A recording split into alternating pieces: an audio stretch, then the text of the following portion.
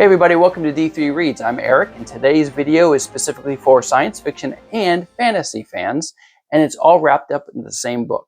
When it gets to the title of the book in just a second, it's an older book, it's been around for a number of years, but the reason why we're talking about this is because the other day I was wandering around the backwaters of YouTube analytics. I'm not particularly good with the YouTube analytic suite, and so I was trying to familiarize myself with what YouTube had to offer, see how I can fine-tune the channel.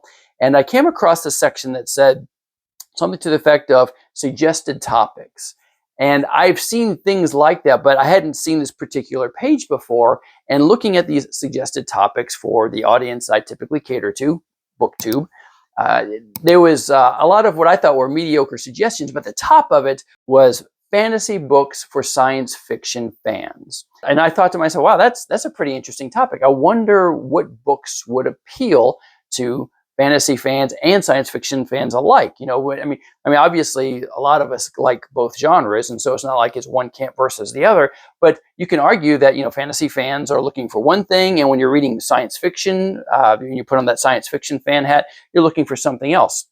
So I started thinking, you know, what kind of setting or what kind of book would appeal to both. And I'm sure that there's plenty out there. I just don't have a whole lot in my own personal library.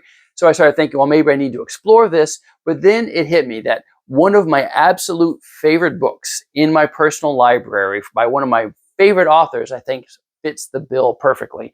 And that book is Terry Pratchett's The Last Hero.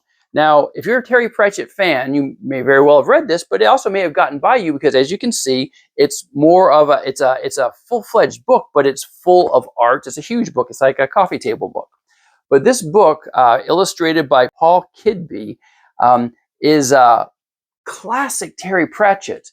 And the thing is, if you've read the Discworld series, and we did a video a couple of months ago, Jeff and I, where we tried to identify the top 10 Terry Pratchett books, and that is just very, very difficult because Terry Pratchett is just was one of the best authors out there. His wit and his satire are just unmatched, I think, by most other writers in fantasy or science fiction. But if you notice that in the Discworld, his satirical messages often centered around taking modern day concepts and translating them into the Discworld fantasy series. So you had, you know, things from as mundane as the post office and going postal to the internet, which is also in going postal, with the Clax Towers, movies. I mean, just all these different concepts which were kind of retrofitted for the Discworld settings.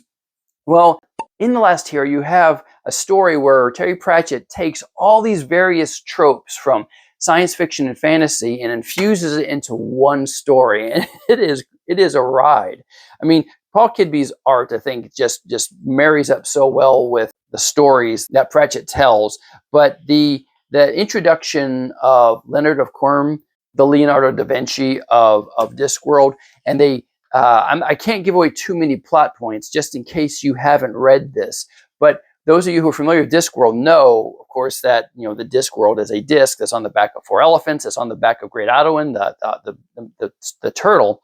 And in this book, where there's a variety of things going on, there's a play on Greek mythology, well, really a lot of different mythologies, kind of like the comic book mythology worlds where you have all the different pantheons kind of combined. But you have this play on mythology, and you have this play on heroic fiction and fantasy, and you also have this play on science fiction where the characters in this have to travel off the disc to the moon. And doing that, this fantastic blending of various kinds of science fiction tropes and heroic fantasy.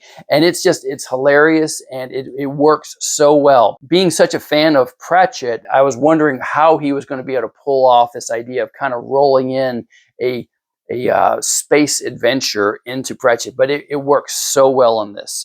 If you're a science fiction fan and you're not familiar with Terry Pratchett, just because you focus mainly on that, I reckon it's hilarious.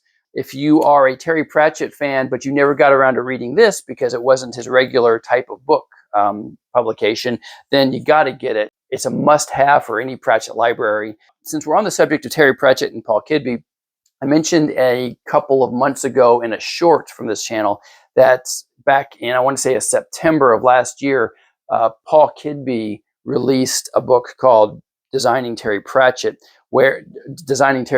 Discworld, where he talked through the creative process that he had, or the creative relationship he had with Pratchett, and how he helped design some of the characters based off of input from Pratchett, where a lot of the times what he painted or created was exactly what Pratchett wanted. Sometimes he kind of had him tweak it. And so he talks about all the various characters that he's designed over the years. And it's a great book too. So if you don't have them, The Last Hero by Terry Pratchett, and with art by Paul Kidby, and then Paul Kidby's Designing Terry Pratchett's Discworld. Both of these are fantastic books, especially the first one there for you science fiction fans. Check them out. Enjoy the book. Take care, everybody.